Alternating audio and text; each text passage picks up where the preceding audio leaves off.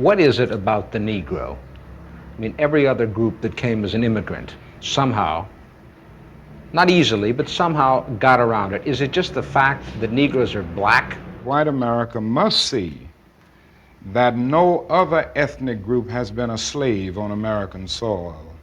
That is one thing that other immigrant groups haven't had to face. The other thing is that the color became a stigma. American society made the Negro's color a stigma. America freed the slaves in 1863 through the Emancipation Proclamation of Abraham Lincoln, but gave the slaves no land or nothing in reality, and as a matter of fact, to get started on. At the same time, America was giving away millions of acres of land in the West and the Midwest, which meant that there was a willingness to give the white peasants from Europe an economic base.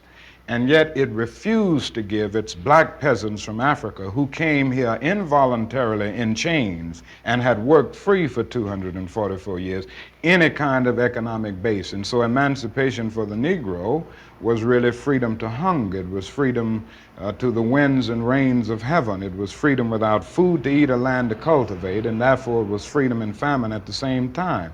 And when white Americans tell the Negro to lift himself by his own bootstraps, they don't look over the legacy of slavery and segregation. I believe we ought to do all we can and seek to lift ourselves by our own bootstraps, but it's a cruel jest to say to a bootless man that he ought to lift himself by his own bootstraps. And many Negroes, by the thousands and millions, have been left bootless as a result of all of these years of oppression and as a result of a society that deliberately made his color a stigma and something worthless and degrading.